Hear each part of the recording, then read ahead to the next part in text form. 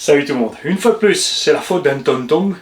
C'est à cause de lui que je me suis dépêché de remonter mon Revo, puisqu'on a reçu de la part de tonton Slash un Revo 1 que voici. Donc, basiquement la même voiture. Si tu veux savoir les différences, c'est simple, tu vas sur la playlist RC Garage 68 et Revo. D'accord? Electric Revo. C'est pour ça qu'on dit E-Revo et pas E-Revo. Et donc ça m'a donné envie de le refaire. Et de le refaire pas avec des grosses roues de Monster Truck, mais dans l'esprit de l'engin qui était comme il était à l'époque, que ce soit le E-Revo ou le Revo normal. Parce que ça là-dessus maintenant ce sont les roues du Revo normal. Le Revo avait des roues encore un tout petit peu plus petites, mais trop petits je voulais pas. Ce qui est assez funky, tu vois qu'ici dans la Kagama, c'est que le Revo est un monster. On a une boîte de réduction, on a un châssis avec une garde au sol de débile. Tu vois, c'est vraiment conséquent. Et là encore, on a des roues plus petites, parce que évidemment, plus les roues sont grosses, plus ça va remonter. Hein? Le Revo était super souple sur les suspensions, c'est ce que je viens de faire là. Tu l'as remarqué, regarde-moi ça. Il est mou de chez mou. Tu vois, il y en a qui n'aiment pas ça du tout. Le machin, il rebondit. Mais dans le gros tout-terrain, c'est spécialement là qu'on aime ça. Surtout avec les débattements de suspension de cette bécane-là. Parce qu'on arrive quand même à faire des trucs complètement débiles. Hein? On passe quand même avec un Revo de face, un tronc, où seul le X-Max arrive à passer. Du coup, c'est pas le seul, il y a lui aussi. Sur le Revo, le Summit. Hein? On parle du Revo là parce que le Summit, donc les blocages ponts, c'était prévu en charbon, tu peux passer en brushless, mais il faut rester super mollo. T'en fais pas un monster vraiment pour être un peu plus brut. Évidemment, on l'a déjà fait, tu prends un Revo 2, tu mets une carreau de Summit dessus, et t'es go. C'est une bécane que maintenant, Traxxas a stoppé. Alors, on ne sait pas s'ils vont faire une nouvelle version, Moi, ce que j'aimerais, c'est d'avoir un Summit 2. C'est-à-dire la base du Revo 2, avec les blocages diff, avec un combo 4S à bord. Basta. Suffit. Tu vois, pas un engin pour faire le fou, mais juste un truc qui peut tout faire. Tu bloques les diffs, tu crapailles partout, tu débloques, tu peux rouler 60-65 en mode cross, c'est cool. Parce que j'adore le look du Summit. Je suis un grand fan de la première heure de cette bécane-là. Regarde-moi ce bébé. Hein? Là, ils sont sur les fan stock, ils les bradent, ils en balancent encore quelques-uns, mais tu trouves plus du violet et du orange. Moi, j'ai eu la chance d'en choper encore un bleu. Merci, tonton Flo. Il est toujours pas prêt. Faut que je l'équipe. On n'oublie pas tonton Joe aussi, que j'ai déjà oublié d'ailleurs. Excuse-moi. T'avais laissé de côté, et résultat, voilà. Donc, le Revo, par rapport au Summit, a des leviers de suspension, puisque comme tu peux le constater, il n'y a pas d'amortisseur là directement. Ça passe par des cantilevers, c'est une terme technique, des renvois d'angle, terme technique basique mécanique français, et des amortos couchés dedans. Donc le Revo a des leviers plus courts et des ressorts plus courts. J'ai jamais aimé ces ressorts plus courts, parce qu'en haut t'as un peu rien, et d'un coup après c'est raide, ou alors ça traverse comme ça derrière. J'ai donc monté ici aussi les leviers, même si t'as pas besoin sur le Revo 2, j'ai mis les leviers du Summit parce qu'il m'en restait assez, donc en 120 mm. Donc on passe de 90 mm par roue à 120. Dernièrement, je vous l'ai dit, quand on a fait l'unbox du Kagama, on a mesuré le Kagama, 60 mm devant derrière, sorti de la boîte, au taquet de tout ce qu'il peut, on est à 70-70. Le Sledge est à 80-80. Non, 70-80, pardon. Donc lui, on a réussi à le monter, du coup, à 70-70, pardon. C'est 60-60, donc 6 cm. On est passé à 7. Le Sledge arrive 7 devant, 8 derrière. Là, on est à 120 de débattement par roue. Il y a un énorme avantage au levier de renvoi d'angle. C'est qu'on a le même réglage que sur une suspension conventionnelle. Plus tu vas mettre la tige loin ici, plus c'est comme si tu couches ton amorto. Mais en plus, tu peux changer l'effort sur l'amorto. Si tu prends, bien sûr, c'est l'erreur qu'avait fait Arma sur le Big Rock, enfin sur le Nero à l'époque, le 6S. Si tu prends 2 cm et 2 cm, ton levier ne te sert à rien, il te sert juste à renvoyer l'angle. Mais si tu prends 1 cm et 3 cm, ou 1 cm et 2, et bien, côté suspension ici, tu as un levier plus court que là, donc tu modifies le débattement là, et si tu fais l'inverse, tu mets 2-3 cm côté amorto et 1 seul centimètre côté amorto, côté ressort, je veux dire côté tige de renvoi et 1 cm côté amorto, tu fais l'effet inverse, tu divises par 2, par 3, par 4 le mouvement, et selon le développé de la chose, tu changes aussi la progressivité de la chose. C'est là qu'est tout l'avantage d'utiliser un cantilever. C'est que tu auras une suspension hyper molle en haut, qui va se tasser et puis apparaître ferme, ou tu peux avoir, selon les leviers, justement une suspension qui reste souple d'en haut jusque tout en bas. Ça reste permanent. Ce bébé, on va en causer parce que justement il est arrêté. Il y en a encore plein. Donc, du coup, il y a des promos sur des neufs, il y a des super occasions qui sont sur le bon coin, allez voir. Alors j'aurais bien aimé qu'au lieu de le stopper, qu'il fasse quelque chose pour ces petites tares qui lui restent. Parce que on va se servir de lui comme mauvais exemple. C'est vrai qu'on a râlé avec Coralie pour les V1, V2 et XTR aussi encore, sur les plastiques. Faut pas oublier V1, V2, V3 Arma dont l'électronique cramait sans arrêt jusqu'à arriver au V3. Les diffs qui continuent à fondre et ce genre de choses. Et Traxxas au milieu de tout ça qui avait fait le REVO pendant 15 ans qui n'était pas fiable du tout. Ils ont fait le REVO 2. Et ce REVO 2, je me suis égaré avant sur le truc du Monster Truck, on va revenir dessus après. Il y a eu de fortes améliorations, mais il a toujours encore gardé quelques tares. Il a récupéré un diff central et un cush drive à la place d'avoir pas de diff central et un slipper, donc ça c'est beaucoup mieux. Les diffs sont énormes à l'intérieur, ça c'est beaucoup mieux. On a donc toujours un super débattement de suspension, les bras sont plus balèzes, et ça ce sont des bras balèzes, ouais, tu vois. Mais il lui reste des problèmes de décrochement de chape sur les pleins débattements. Là maintenant, en faisant ce que j'ai fait ici avec le levier de 120, on est trop loin. On est plus loin que ce que le débattement peut aller à fond en fait. J'ai déjà limité d'ailleurs à l'arrière en changeant la position de la biellette. Ça va tellement loin que les cardans ont trop d'angle. Mais bon, on va tester ici les cardans télescopiques chinois, puisque en faisant ça avec les cardans d'origine, c'est un peu chaud, tu déboîtes vite, et ce genre de choses. On a des trains à rotule qui se déchappent pas facilement. Par contre, du fait que ça se déchappe pas facilement, tu peux arracher le filet dans le triangle. Alors ça devient chiant, évidemment. On a l'arrière, réception sur l'aileron derrière qui provoque un craquage de tout le support arrière. Donc là aussi, il faut faire des petites choses et on va en causer.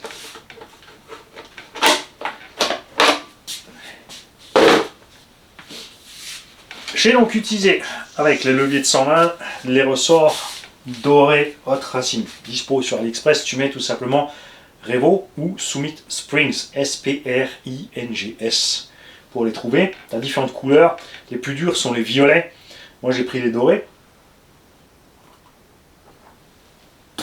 Parce que je voulais pas justement le faire trop dur. Comme j'ai le Sledge, comme j'ai le Kagama, je me suis dit allez, on refait ce Summit de ce Revo qu'on avait passé un peu plus en mode truggy, un peu plus bourrin. On le repasse en mode super souple pour justement pouvoir profiter de tout ça. Parce qu'à l'axel, ce genre de bécane, elle squatte vraiment mort et t'as le nez qui monte comme ça au freinage, on est vraiment super plongé. C'est ce que j'ai toujours adoré. J'ai adoré le son toujours aussi de la transmission plastique au centre là. Le son, absolument, j'adore. D'accord ? Les pneus d'origine sont à chier. Les servos d'origine sont à chier. Ça commence à faire beaucoup et c'est pas fini. Le moteur d'origine chauffe énormément. Il est trop faible. Il est gros dehors mais il est dedans petit.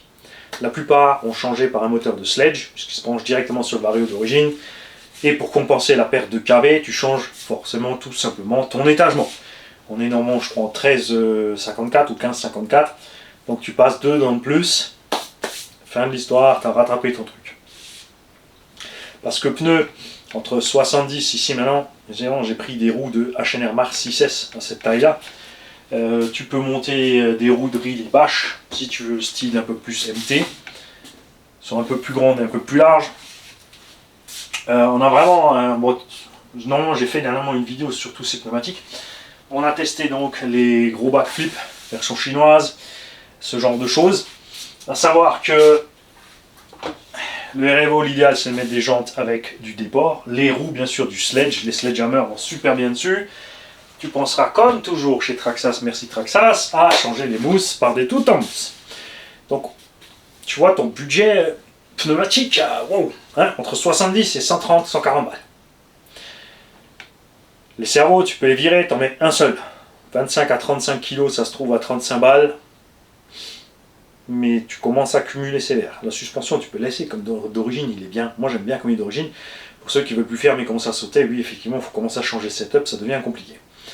Et un moteur, entre 60 et 100 balles, selon ce que tu prends. Par exemple, une solution simple, c'est Action Molis, un moteur Surpass V2. C'est les mêmes prises, 65-70 € le moteur, tu mets dedans, tu branches. Moi j'ai ici un Xeron 2200. La seule raison pour laquelle j'ai plus de varieux d'origine, c'est que, parce qu'il fonctionne bien, il n'y a aucun souci, c'est que je voulais remettre un Mamba Monster. Donc j'ai pris un Mamba Monster 2 parce que je voulais reproduire donc mon Revo 1. Donc j'ai des pneus de taille similaire pour lui donner le look d'un Revo 1. Et quand on démarre, on a le chant du Castle, vous allez l'entendre tout à l'heure. Il faut prévoir la petite barrette de renfort là derrière, justement pour le problème de tulle. Et ensuite, chacun sa sauce. Soit tu vires le support d'aileron complet, tu fixes l'aileron à la carreau, c'est le moyen le plus économique et le plus durable qu'on trouve pour les gens. Surtout une fois que tu as mis ta carreau renforcée. Celle-là, on ne l'ajoute pas sur le budget pour une raison très simple, celle d'origine tient longtemps. Et la plupart des caisses, quand tu commences à y aller plus fort, tu vas mettre une carreau renforcée. Mais tout ça, c'est à prendre sur le budget par contre. Hein. Pneumatique, moteur, servo. Ou, pardon, tu fais comme moi ici, j'ai rajouté tout simplement une boucle de pare-choc de Summit, existe en version RPM aussi. Tu peux bien sûr te mettre un gros tampon en TPU au fond. Hein. On t'en plus que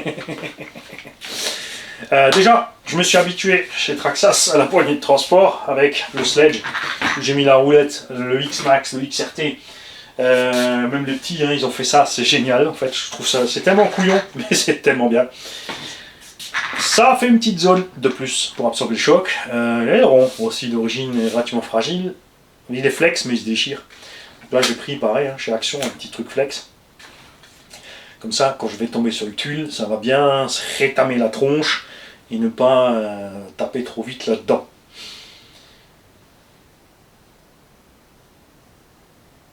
Donc les carnons chinois, on va voir ce que ça donne. Les roulements d'origine sont beaucoup plus gros que ce qui était sur le Revo 1. Les diffs donc aussi, les pignons d'attaque aussi, et les diffs et les pignons d'attaque pour moi sont meilleurs que ceux du sledge, définitivement. Là j'ai démonté pour changer mes roulements parce qu'ils étaient passés dans la boue. J'ai pas eu à les changer, je les ai regraissés. Je les ai ouverts, j'ai rempli de graisse, j'ai refermé, et on est parti, il va bien. Diff devant, je suis resté moyen, derrière souple, pour pas trop pousser du tulle, comme toujours. Le central, on l'a laissé à 20 millions, ça part en wheelie quand tu veux, ça part pas en wheelie quand tu veux pas. Pourquoi je mets pas de wheelie bar? Parce que pour le Revo 1, ils ont fait la wheelie bar du Revo 2, pardon, ils ont fait la wheelie bar du Revo 1 et du Emax. Cette wheelie bar est une catastrophe. Elle est super fragile, elle se décrante tout le temps. Et c'est vraiment dommage qu'ils aient pas fait une vraie wheelie bar comme pour le Sledge et le Max, et le X-Max et le Max. J'avais oublié le Max dans l'histoire. Après, les ailerons, ça tient longtemps quand tu restes dessus. Hein. Généralement, je reste sur mes ailerons.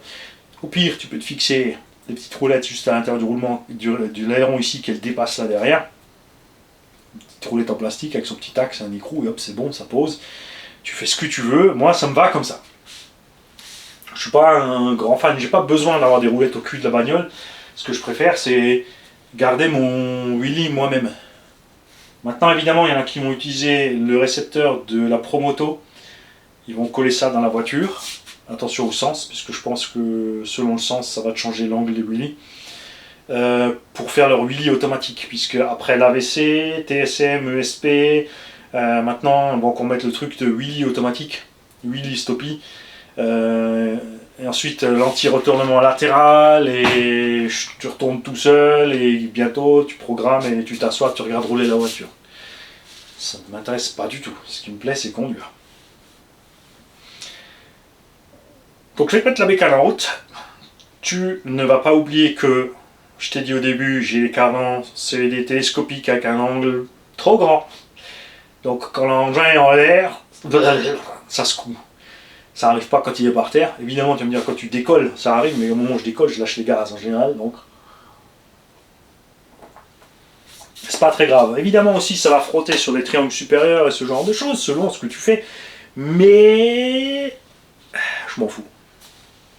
Ça va usiner. Fin de l'histoire. C'est beau le plastique.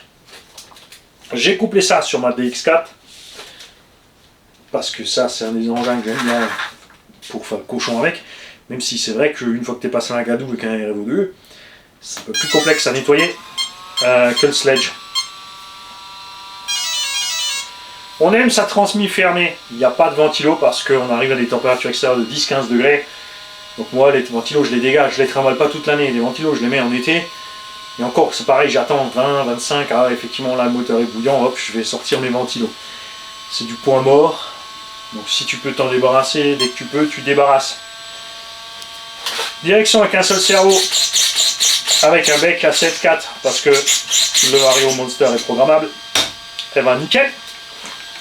Niveau de la patate.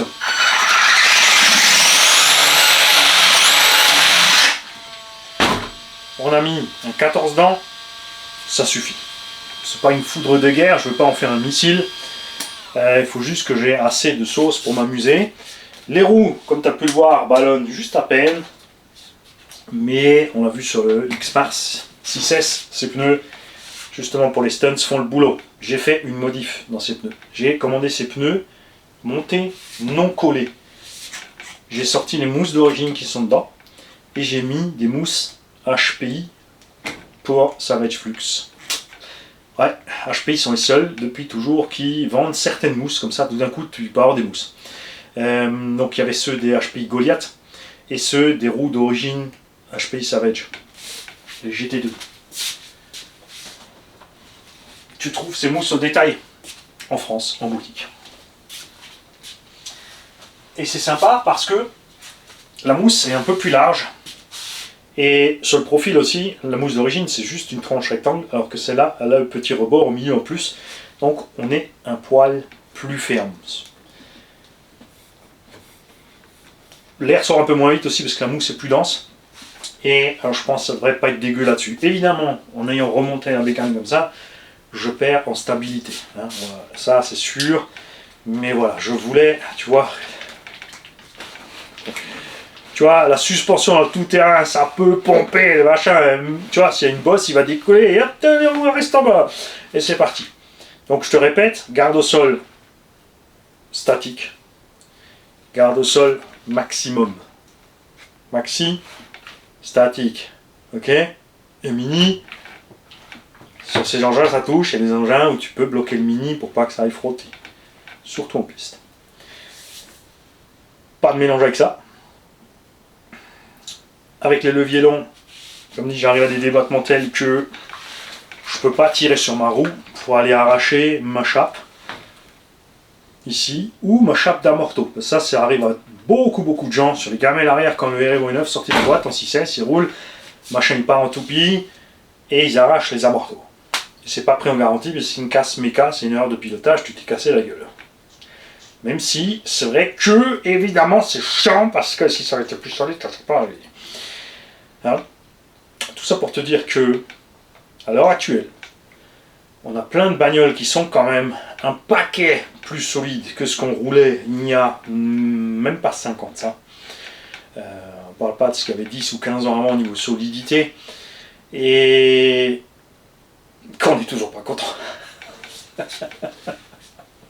Plus ils nous en donnent, plus ils nous en demandent. Le truc c'est que ils nous les font payer de plus en plus cher aussi, et c'est ça qu'ils ont oublié. C'est que c'est de plus en plus cher, donc nous on veut plus. Là, t'inquiète, ça c'est normal, c'est parce que j'ai exagéré pour ma fixation, j'ai déplacé ma fixation du carreau avant. Je vais aller là, toi. Pour que ça se déboîte moins, je vais laisser ça monter serré. C'est pas dit que ça va fonctionner.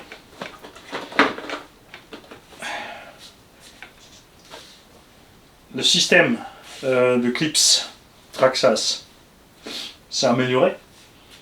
Il y a plusieurs étapes. Les dernières dates, c'est qu'ils ont copié sur ce qu'ils ont fait sur le Bronco. Ils ont collé ça sur le Sledge, à l'arrière, pas à l'avant. Sur l'XRT, ils l'ont collé aux 4 coins.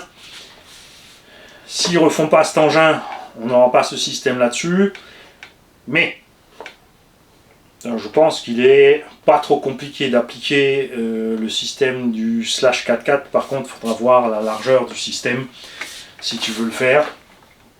Certains vont me dire oui, mais si la bécane elle est arrêtée, que voilà, il y a tellement de bugs, pourquoi les gens le feraient? Parce qu'il y a des gens qui sont toujours amoureux de leur bagnole et qui n'ont pas envie de lâcher l'affaire. C'est pas moi qui vais te dire le contraire avec tout ce qu'il y a là. Évidemment, hein, c'est sûr. On fera, et c'est pour ça aussi que je l'ai remis en route, et je remercie, comme dit, c'est vraiment, c'est à cause de Slash. J'avais les rêves en main, déjà je voulais monter celui-là, je regardais sur cette étagère, j'ai allé bonsaï, j'y vais. Et voilà de fait. Nous pourrons donc tester le Erevo. J'hésite entre le bouffon vert ou Catfish, parce qu'on avait un sticker de poisson-chat dessus au départ. Bienvenue à toutes les chaînes de pêche qui se lancent dans la RC, on a quelques chaînes de pêche à bord. Carpe quelque chose, truc carpe et des machins comme ça, pêche bidule. Le prenez pas mal, hein, quand je dis pêche bidule, hein, c'est pas, voilà, c'est parce que je peux pas tous vous nommer, je retiens pas tout par cœur. J'oublie déjà ce que j'ai appris alors. Faites du bruit, c'est ce que je suis en train de dire en fait. Dans les commentaires les gars, faites du bruit, tous ceux qui ont des chaînes de pêche. Ce petit Erevo Catfish a été un clin d'œil à mon atelier qui est fan de pêche et qu'on voit plus rouler parce qu'il est reparti à la pêche, tout simplement. On a donc le Erevo qui était un monster à la base qui, de façon drôle, a reçu des roues un peu plus petites. Donc c'est un monster qui a été trugifié. Donc un monstugui. Je sais pas comment on dit. On a le Kagama fraîchement arrivé qui est un muggy, donc un truggy avec des grosses roues et plus larges. Tu vois que il est un morceau plus massif, donc un petit centimètre de longueur en plus. Il est hyper large, alors que là déjà on a les jantes à déport. Là c'est vraiment les triangles qui font 15 km. Évidemment, on a des poids similaires. Maintenant que je l'ai remonté au taquet, on est pas mal niveau garde au sol. Alors de face, si quand même. De face déjà tu vois la différence. Hein. 70 mm à peu près, on va mesurer.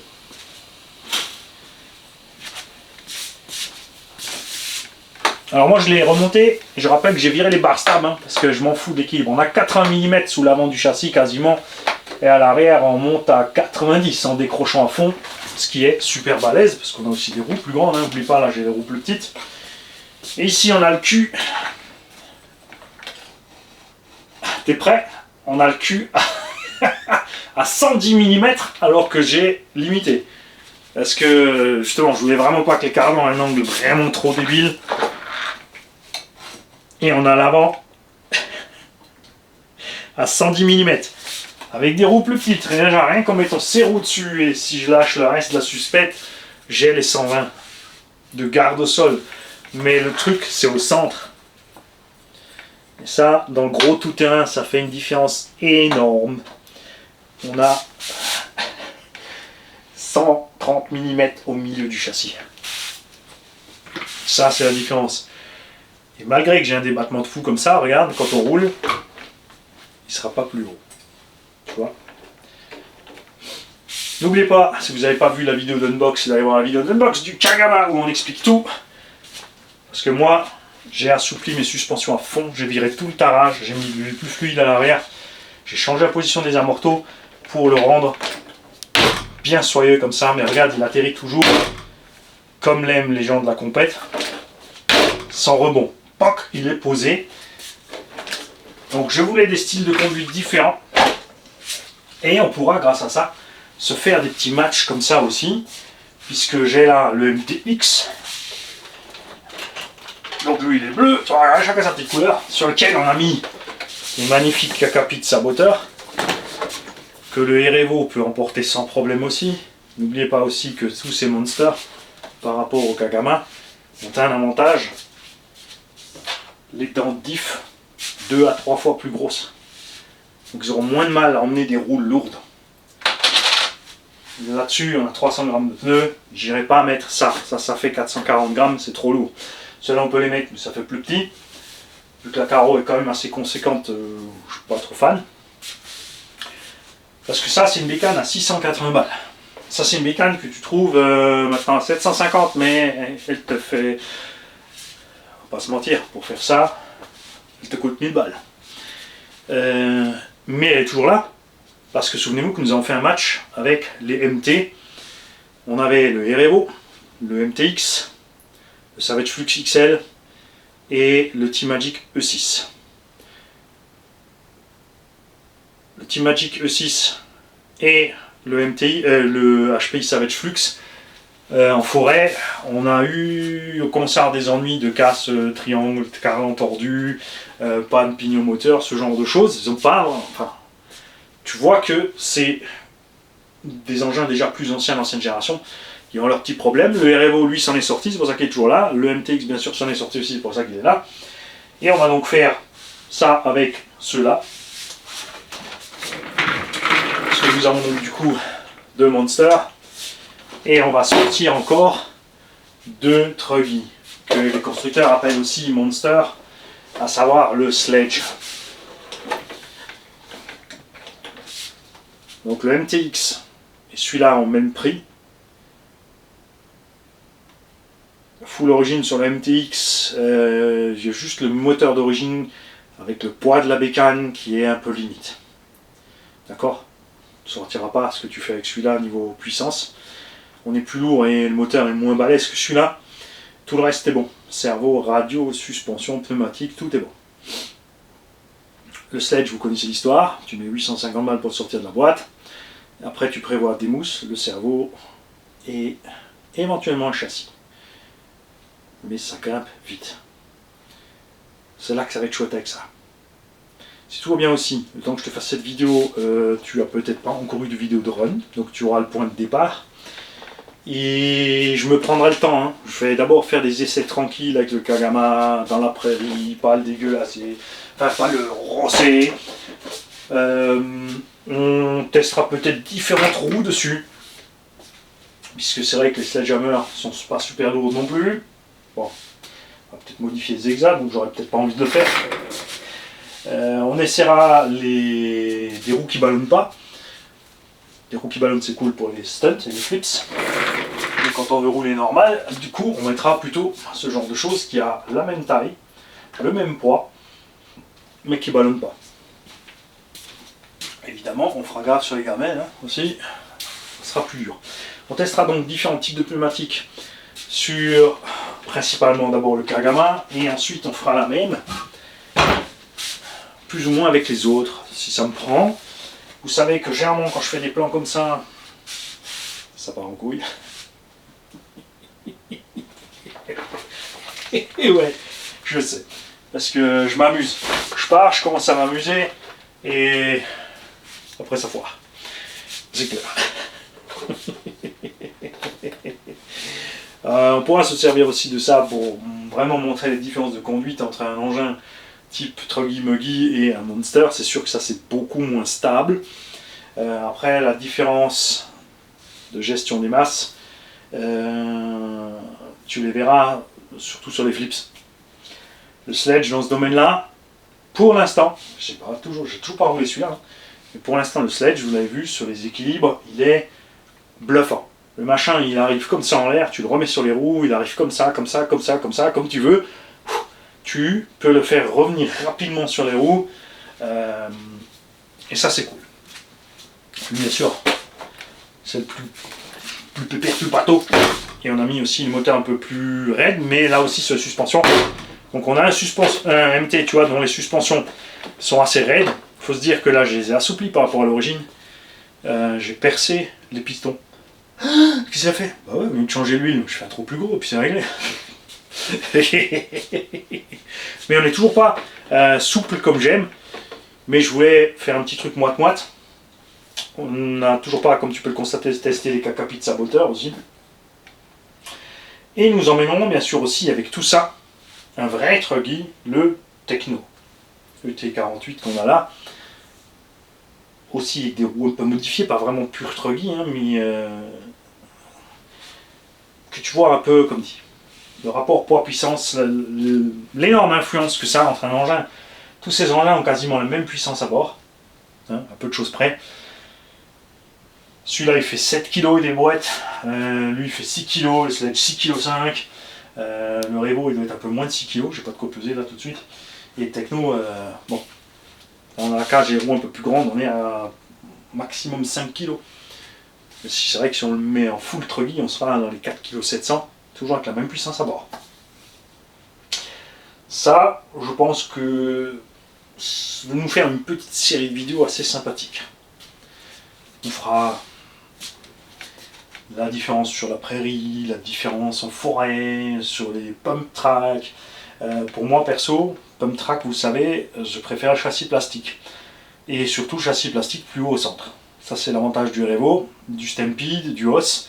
Sur ce genre de terrain, pour passer le haut des cuvettes, quand tu te loupes, ça fait moins mal. On fera pas les débiles si on va sur un pump ou un skatepark avec ces engins, le but c'est pas de les tuer.